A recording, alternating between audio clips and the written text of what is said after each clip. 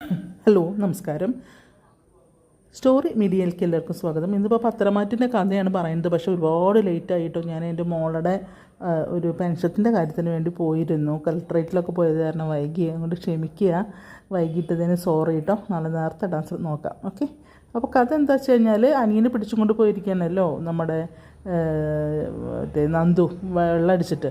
അപ്പോൾ ആദർശം നയനി അങ്ങോട്ട് പോകുന്നുണ്ട്. അപ്പോൾ നയനി ആദർശം കൂടെ സംസാരിച്ച ദിവസം അനിയനെ പോയി കാണും. അപ്പോൾ അനിയും അറിയും പിന്നെ എന്താണ്, ഞാൻ എന്നെ കൊണ്ടുപോകുന്നു വേണ്ട, എന്നെ ഇവിടെ ലോക്കപ്പിലിട്ടാൽ മതി, വീട്ടിൽ പോകണ്ട, വീട്ടിൽ പോയി അവളുടെ മുഖം കാണണ്ടേ. അപ്പോൾ അവൾ അവിടെ ഇല്ല എന്നുള്ള കാര്യം ഇയാൾക്ക് അറിയില്ല കേട്ടോ.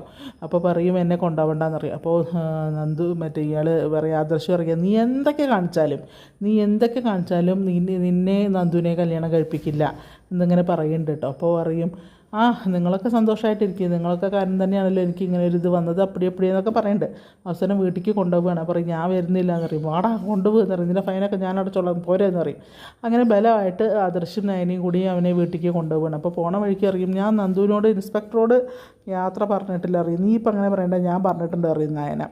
അപ്പോൾ പറയും, എന്നാലും ഞാൻ പറയണ്ടേ എന്നറിയും. അപ്പോഴേക്കും നന്ദു അങ്ങോട്ട് വരികയാണ്. നന്ദു വന്നിട്ട് അറിയും, എന്നാൽ ഞാൻ പോട്ടെ നന്ദു, നീ ഫോൺ എടുക്കാത്തതുകൊണ്ടാണ് ഞാൻ നിന്നെ അന്വേഷിച്ച് വരുന്നത്. നീ ഫോൺ എടുക്കൂല, നിന്നെ കാണാൻ വേണ്ടിയിട്ട് തന്നെ ഞാൻ വഴിയിൽ നിൽക്കുന്നത്. നിനക്ക് ഫോൺ എടുത്താൽ ഈ പ്രശ്നമായിട്ട് കഴിഞ്ഞു, നീ ചെയ്യാഞ്ഞിട്ടല്ലേ, ഇനി ഞാൻ വരും എന്നൊക്കെ ഇങ്ങനെ പറയാണ്. അവസാനം അവനൊന്തി തള്ളി കൊണ്ടുപോയി കയറ്റുന്നുണ്ട് വണ്ടിയിൽ ആദർശ്.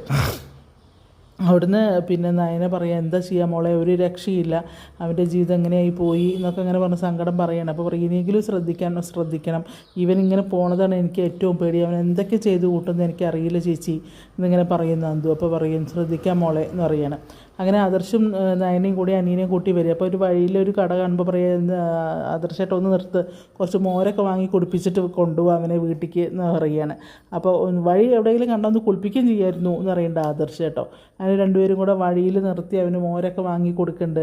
അപ്പോഴേക്കും ജയൻ എന്താണ് ഇവരെ കാണാഞ്ഞിട്ട് ഇങ്ങനെ ആകെ നടക്കുകയാണ് ഹാളിൽ. എന്താണ് ഇവർ എവിടെ പോയി എന്നറിയില്ലല്ലോ. അപ്പോഴേക്കും ദേവയാനിയും അങ്ങോട്ട് വരുന്നുണ്ട്. അപ്പോൾ ദേവയാനി ചോദിക്കുമ്പോൾ, ജയേട്ടാ അവർ വന്നു വയ്ക്കുമ്പോൾ എല്ലാം വിളിച്ചിരുന്നു, ഇപ്പോൾ വരാം എന്നാണ് പറഞ്ഞത് പറയും.